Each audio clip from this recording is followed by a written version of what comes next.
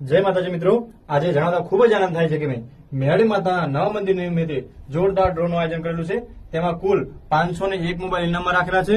તેમાં 41 iPhone mobile અને કુલ 450 Samsung, Oppo, Vivo આવા ઘણા બધા મોબાઈલ ઇનામમાં રાખેલા છે.